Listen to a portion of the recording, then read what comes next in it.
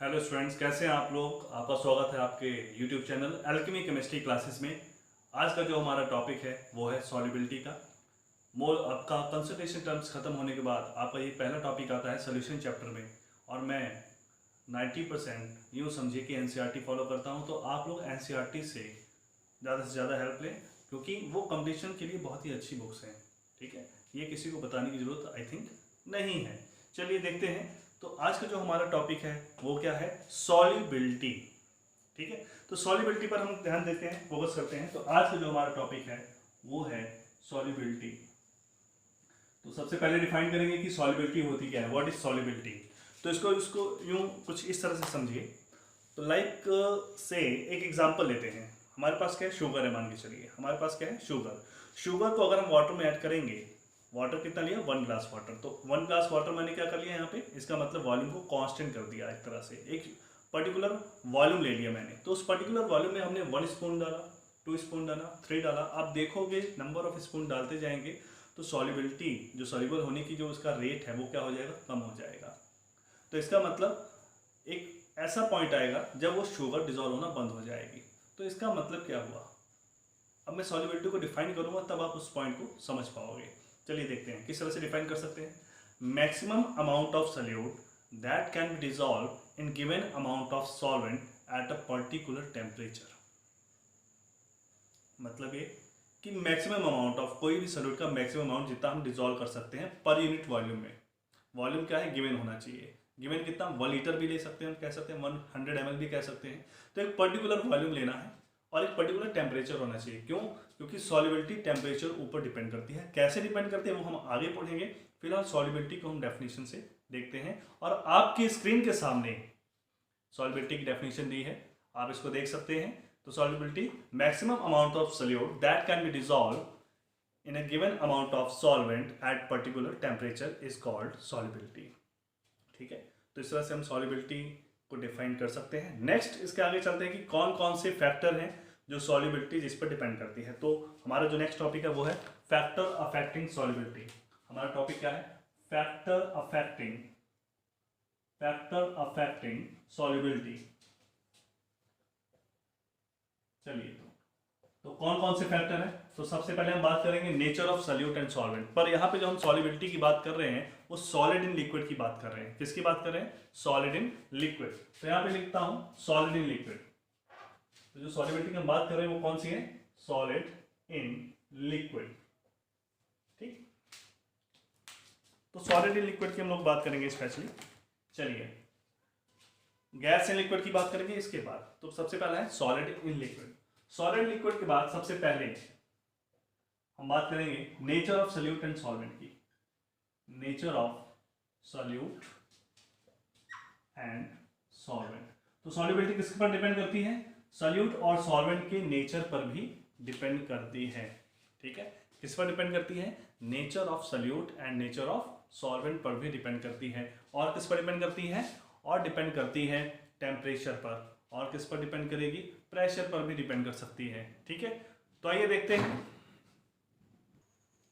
तो जो सबसे पहले जो हमारा फैक्टर है वो है nature of solute and solvent. और इसमें जो हम कंसेप्ट देने वाले हैं वो है लाइक डिजॉल्व लाइक का। ठीक है, तो हम किसकी बात करेंगे, लाइक डिजॉल्व लाइक। अब इसका मतलब क्या हुआ कि लाइक डिजॉल्व लाइक, मतलब अगर दो सब्सटेंस है, अगर उनका नेचर एक जैसा है तो आपस में वो डिजॉल्व होंगे। अगर नेचर एक जैसा नहीं है तो आपस में डिजॉल्व नहीं होंगे। इस कंसेप्ट को समझेंगे एक एग्जाम्पल से। तो वो है आपके इस तरह से स्क्रीन के सामने। तो आइए समझते हैं इस चीज़ को। हमारे पास है यहाँ पे सबसे पहले शुगर और सॉल्ट को हमने लिया। ठीक है, किसको लिया हमने, शुगर और सॉल्ट को हमने लिया। शुगर और सॉल्ट को लेते हैं तो हम देखते हैं कि शुगर और सॉल्ट वाटर में सॉल्यूबल है, सॉल्यूबल इन वाटर। ठीक है, वहीं पर शुगर और सॉल्ट को जब हम डिसॉल्व करते हैं बेंजीन में तो वो क्या है, insoluble in water, in benzene. Sugar salt soluble है वाटर में, इनसॉल्यूबल है बेंजीन में। ठीक है, अब यहाँ पे समझना है शुगर और जो सॉल्ट होते हैं वो नेचर में क्या है, पोलर है, पोलराइज होते हैं। ठीक है, और वाटर भी क्या है, पोलर होता है नेचर का। इसलिए जो हमारा सॉल्ट है, ठीक है, और शुगर है वो क्या होता है, पोलराइज होता है। इसलिए वो सॉल्यूबल है वाटर में, क्योंकि वाटर भी पोलर है। वहीं पर शुगर और सॉल्ट पोलर है, पर बेंजीन क्या है, नॉन पोलर कंपाउंड है। ऑर्गेनिक कंपाउंड है और नॉन पोलर है, तो उसमें शुगर और सॉल्ट डिजॉल्व नहीं होता है। ठीक है, तो इस तरह से हम देख सकते हैं कि वो बेंजीन में सोल्यूबल नहीं है। वहीं पर दूसरे केस में हमारे पास क्या है, naphthalene and anthracene. Naphthalene and anthracene ये क्या है, इनसोल्यूबल इन वाटर। वाटर में क्या है, इनसोल्यूबल है। ठीक है, वाटर में इनसोल्यूबल है। और जब बात करते हैं बेंजीन में सोल्यूबल होता है। क्यों? क्योंकि नेप्थलीन और एंथ्रासीन दोनों ही ऑर्गेनिक मॉलिक्यूल हैं, दोनों ही नॉन पोलर है, और बेंजीन भी नॉन पोलर है। तो नॉन पोलर में डिसॉल्व हो जाता है, सोल्यूबल हो जाता है। ठीक है, और वाटर में सोल्यूबल क्यों नहीं है? क्योंकि वाटर पोलर है, नेप्थलीन एंथ्रासीन पोलर नहीं है। तो ये है इसका रीजन। ठीक है, तो आइए देखते हैं अगला फैक्टर क्या है। नेक्स्ट जो हमारे पास फैक्टर है वो है इफेक्ट ऑफ टेम्परेचर। कौन सा है हमारे पास? Effect of temperature. अब इफेक्ट ऑफ टेम्परेचर को सॉल्युबिलिटी से कैसे हमको रिलेट करना है, इस बात का ध्यान रखिए। इफेक्ट ऑफ टेम्परेचर, जब सॉल्युबिलिटी की बात करते हैं, जब हम सोल्यूशन प्रिपेयर करते हैं, तो सोल्यूशन प्रिपेयर करने के प्रोसेस को हम कहते हैं डिसोल्यूशन प्रोसेस। क्या कहते हैं? Dissolution process. मतलब जब हम कोई सॉल्यूट को सॉल्वेंट में डिसॉल्व करेंगे तो उसको क्या बोलेंगे? डिसोल्यूशन प्रोसेस बोलेंगे। अब ये जो हमारा डिसोल्यूशन प्रोसेस है, इसको समझना है, ये दो तरह का हो सकता है। ठीक है, मतलब सॉल्यूट और सॉल्वेंट को जब हम डिसॉल्व करते हैं तो ये कितने तरह का हो सकता है? दो तरह का हो सकता है, 2 टाइप्स का हो सकता है। कौन कौन सा? एक हो सकता है एक्सोथर्मिक। ठीक है, इसको ऐसा करते हैं, इसको हम नीचे लिख लेते हैं।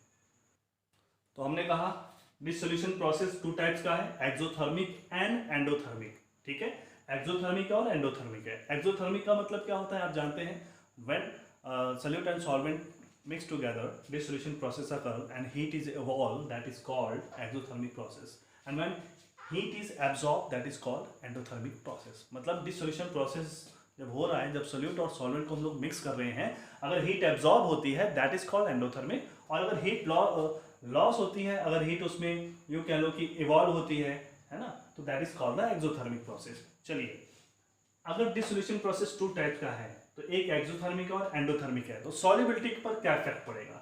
अगर डिसोल्यूशन प्रोसेस एक्सोथर्मिक है तो उसमें 2 चीजें हो सकती हैं।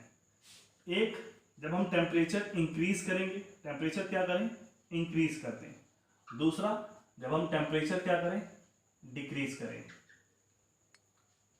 ठीक, तो यहां से हमको समझना है, अगर एक्सोथर्मिक प्रोसेस है और हम टेम्परेचर इंक्रीज कर रहे हैं, तो उस केस में जो सॉल्युबिलिटी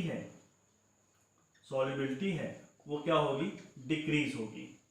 सॉल्युबिलिटी डिक्रीज होगी। अगर एक्सोथर्मिक प्रोसेस है, टेम्परेचर इंक्रीज करेंगे, सॉल्युबिलिटी क्या होगी? डिक्रीज होगी। उसी तरह से अगर एक्सोथर्मिक प्रोसेस है, टेम्परेचर डिक्रीज कर रहे हैं, तो उस केस में सॉल्युबिलिटी इंक्रीज होगी। सॉल्युबिलिटी क्या होगी? सॉल्युबिलिटी इंक्रीज हो जाएगी। ठीक है, तो इस तरह से इसको हम समझ सकते हैं। इसी तरह से जब हम एंडोथर्मिक की बात करते हैं, आइए देखते हैं, इसको आप लोग नोट कर सकते हैं वीडियो पॉज करके। ठीक है, इसको मैं मिटा रहा हूं। अब चलते हैं एंडोथर्मिक प्रोसेस की तरफ। और जब एंडोथर्मिक प्रोसेस करते हैं तो सेम एंडोथर्मिक में भी हम लोग फिर से वही बात बोल सकते हैं कि एंडोथर्मिक में 2 केसेस अराइज हो सकते हैं। 2 केसेस कौन से अराइज हो सकते हैं? जब टेम्परेचर हम क्या करें? जब टेम्परेचर इंक्रीज करें। टेम्परेचर क्या करें? इंक्रीज। और दूसरे में टेम्परेचर क्या करें? टेम्परेचर डिक्रीज कर दें। ठीक है, क्योंकि एंडोथर्मिक है, हीट एब्जॉर्ब होती है तो उसे हीट चाहिए। अगर टेम्परेचर इंक्रीज करेंगे तो सॉल्युबिलिटी क्या हो जाएगी? इंक्रीज हो जाएगी। इस केस में तो सॉल्युबिलिटी क्या होगी? सॉल्युबिलिटी इंक्रीज हो जाएगी। और अगर टेम्परेचर कम करते हैं, ऑलरेडी उसको टेम्परेचर की नीड है और वही चीज़ हम जो उसको रिक्वायर्ड है वही हम कम करेंगे, तो हमारे पास सॉल्युबिलिटी डिक्रीज हो जाएगी। सॉल्युबिलिटी डिक्रीज हो जाएगी। ठीक है, तो इस तरह से ये टेम्परेचर का इफेक्ट पड़ता है। एक बार मैं फिर से बता दूं, सॉल्युबिलिटी की हम बात कर रहे हैं। सॉल्युबिलिटी, जब हम सोल्यूट और सॉल्वेंट को मिक्स करते हैं, उस प्रोसेस को हम डिसोल्यूशन प्रोसेस कहते हैं। और डिसोल्यूशन प्रोसेस 2 टाइप्स का है, एक है एक्सोथर्मिक और दूसरा है एंडोथर्मिक। जब हम एक्सोथर्मिक की बात करेंगे तो हमने कहा जब टेम्परेचर इंक्रीज होगा तो सॉल्युबिलिटी डिक्रीज होगी, और जब टेम्परेचर डिक्रीज होगा तो सॉल्युबिलिटी इंक्रीज होगी, क्योंकि वहां पे हीट रिक्वायर्ड नहीं है, वहां पे हीट अगेन लॉस हो रही है प्रोसेस से। ठीक है, एंडोथर्मिक प्रोसेस में क्या होता है? हीट एब्जॉर्ब होती है। अब जब हीट एब्जॉर्ब होती है तो दो कंडीशन हो सकती हैं, टेम्परेचर इंक्रीज होना और टेम्परेचर का डिक्रीज होना। जब टेम्परेचर इंक्रीज होगा सॉल्युबिलिटी इंक्रीज होगी, और टेम्परेचर जब डिक्रीज होगा तो सॉल्युबिलिटी भी डिक्रीज होगी, क्योंकि वहां पर हमें हीट की रिक्वायरमेंट है। ठीक है, तो अगला फैक्टर आइए देखते हैं, वो है प्रेशर। इफेक्ट ऑफ प्रेशर की जब हम बात करते हैं, इफेक्ट ऑफ प्रेशर में जब हम सॉलिड एंड लिक्विड की बात करेंगे सॉल्युबिलिटी के केस में, तो कोई भी प्रेशर का इफेक्ट नहीं पड़ता है।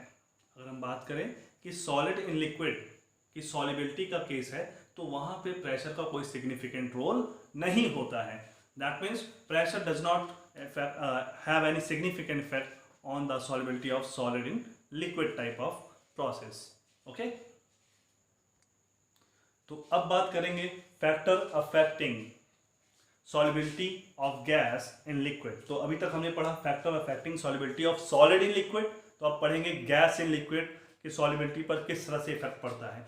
इसी के अंडर आता है हेनरी लॉ, जो हमारी इस वीडियो के बाद जो वीडियो बनेगी वो स्पेशल हेनरी लॉ पे बनेगी।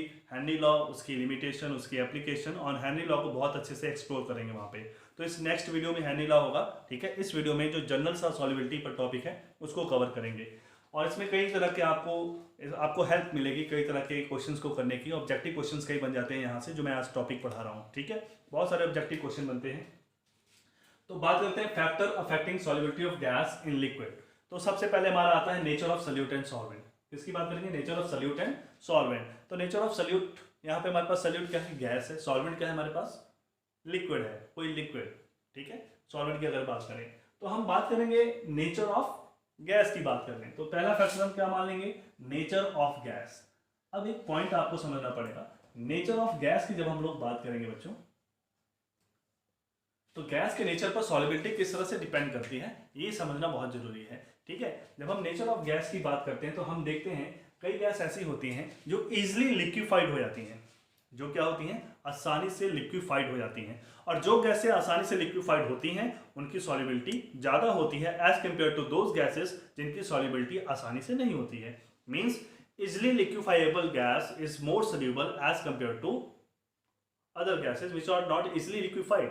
तो मेन रीजन बिहाइंड इसके क्या होता है? बिहाइंड इसके जो रीजन है, ठीक है, उसका मेन ये रीजन होता है कि जो गैसेस आसानी से लिक्विफाई होती हैं, दैट मीन्स कहीं ना कहीं वंडरवाल फोर्स वहाँ पे स्ट्रॉन्ग है। इंटरमॉलिक्यूलर फोर्सेस क्या होती हैं? स्ट्रॉन्ग होती हैं। और जहाँ पे इंटरमॉलिक्यूलर फोर्सेस स्ट्रॉन्ग होती हैं तो कहीं ना कहीं उनकी इंटरेक्शन सॉल्वेंट से ज़्यादा होगी, जिसकी वजह से ऐसा होता है। और वो इंटरेक्शन स्ट्रॉन्ग होने का रीज़न क्या है? क्योंकि वंडरवाल फोर्स डिपेंड करती है कहीं ना कहीं उनकी पोलैरिटी पर, उनके मास पर। मास ज़्यादा है तो वंडरवाल फोर्स ज़्यादा है। तो इस तरह से जो गैसें आसानी से लिक्विफाइड होती हैं वो ज़्यादा सॉल्यूबल होती हैं।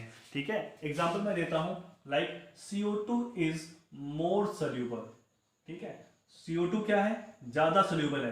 किससे? As compare to more soluble than O2 and H2, hydrogen and oxygen gas, O2 and H2 in water. अगर वाटर में बात करें तो CO2 ज़्यादा सोल्यूबल है किसके कंपैरिजन में? ऑक्सीजन गैस और हाइड्रोजन गैस के कंपैरिजन में ज़्यादा सोल्यूबल होती है। ठीक है, और हम नेक्स्ट इसमें बात करेंगे नेचर ऑफ सॉल्वेंट। जो दूसरा है इसमें हमारा nature of solvent. Nature of solvent की जब हम बात करेंगे बच्चों, see that nature of solvent किस तरह से होता है? कई गैसेस ऐसी होती हैं कि अगर हम एक्वस सोल्यूशन बनाते हैं उनका, गैसों का अगर हम एक्वस सोल्यूशन बनाते हैं तो वो आयन को प्रोड्यूस करती हैं। किसको प्रोड्यूस करती हैं? आयंस को प्रोड्यूस करती हैं। अगर गैसें आयन प्रोड्यूस करती हैं in their aqueous solution, they are more soluble as compare to other gases. ठीक है, फॉर एग्जाम्पल हमारे पास है HCl गैस होगी, अमोनिया गैस हो गई। तो ये जो गैसें हैं ये क्या है? वाटर में ज़्यादा सोल्यूबल है। क्यों ज़्यादा सोल्यूबल है? Because they produce ion in their aqueous solution. तो इस तरह से सॉल्वेंट के ऊपर डिपेंड करता है। और अगर सॉल्वेंट पोलर है तो नो डाउट उनका जो कह लो कि सॉल्युबिलिटी है वो ज़्यादा होगी। तो वाटर पोलर है, ठीक है, और ये इन्होंने आयन प्रोड्यूस करना है। किस तरह से प्रोड्यूस कर सकते हैं? Say what we have HCl plus what we have water. तो हम देख सकते हैं इसमें क्या प्रोड्यूस हो सकता है। देखो, एक तो H2O पॉजिटिव प्रोड्यूस होता है, ठीक है, और दूसरा क्या हो सकता है? Cl negative. तो इस तरह से हम देख सकते हैं। और अगर अमोनिया की बात करें, अमोनिया प्लस वाटर, तो एक्वस सोल्यूशन जो बनेगा किसका बनेगा हमारे पास? अमोनियम का, ठीक है, किसका बनेगा, अमोनियम का, और साथ में OH नेगेटिव का, ठीक है। तो इस तरह से जो गैसें आयन प्रोड्यूस करेंगी वो ज़्यादा सोल्यूबल होंगी एज कम्पेयर टू दोस जो नहीं प्रोड्यूस करती इन देयर एक्वस सोल्यूशन। क्लियर? चलिए, और इसमें हमारा जो नेक्स्ट है टॉपिक वो है इफेक्ट ऑफ, मतलब इसका जो फैक्टर है, नेक्स्ट फैक्टर है वो है इफेक्ट ऑफ टेम्परेचर, ठीक है। किसकी बात करेंगे, इफेक्ट ऑफ टेम्परेचर की बात करेंगे। आइए देखते हैं, जब हम इफेक्ट ऑफ टेम्परेचर की बात करते हैं, अब हमारे पास यहाँ पे गैस इन लिक्विड की बात करेंगे। तो एक बात बहुत अच्छे से ध्यान देना कि जो डिसोल्यूशन प्रोसेस है for gas in liquid, the dissolution process of gas in liquid is exothermic process. मैंने क्या कहा, गैस जब वाटर में डिसॉल्व होती है या किसी लिक्विड में डिसॉल्व होती है तो वो जो प्रोसेस होता है वो आपका एक्सोथर्मिक प्रोसेस है। तो इसका मतलब क्या हुआ कि जब टेम्परेचर इंक्रीज होगा तो सॉल्युबिलिटी ऑफ गैस क्या हो जाएगी, डिक्रीज हो जाएगी, ठीक है। तो इस बात को नोट रखिए कि dissolution process of gas is exothermic in nature. Dissolution, ये बात नोट कर लो, dissolution of gas in liquid क्या है, is exothermic in nature. Nature में क्या होता है, एक्सोथर्मिक होता है। इसीलिए तो टेम्परेचर इंक्रीज होने पर सॉल्युबिलिटी गैस की क्या होती है, डिक्रीज होती है। कई बार ऑब्जेक्टिव में आता है कि when the temperature increase what about the solubility of the gas, increase decrease कुछ नहीं होगा समथिंग, इस तरह के ऑप्शन मिलेंगे आपको। तो उसमें कहने का मतलब ये हुआ कि एक्सोथर्मिक प्रोसेस है, इसलिए सॉल्युबिलिटी क्या होती है, गैस की डिक्रीज होती है। चलिए नेक्स्ट बात करते हैं इफेक्ट ऑफ प्रेशर की। हाँ, तो जब हम इफेक्ट ऑफ प्रेशर की बात करेंगे, इफेक्ट ऑफ प्रेशर ये बहुत ही स्पेशल टॉपिक है, ये बहुत ही स्पेशल टॉपिक है। अब इस टॉपिक के अंदर हम लोग क्या पढ़ते हैं, हेनरीज लॉ। किसके बारे में पढ़ेंगे, हेनरीज लॉ के बारे में पढ़ेंगे, ठीक है।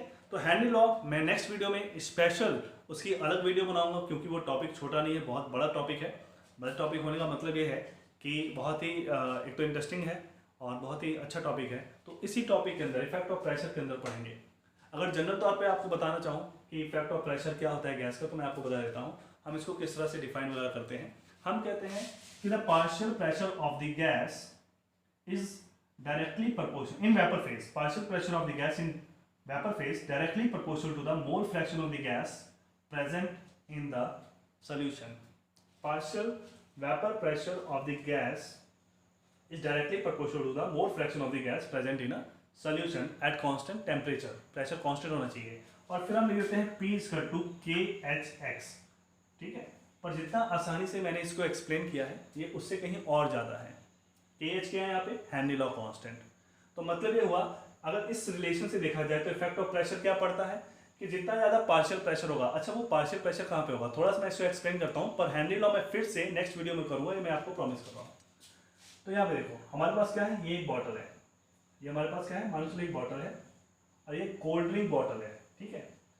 ये कोल्ड ड्रिंक बॉटल है, ये उसमें लिक्विड भरा हुआ है, समझिएगा।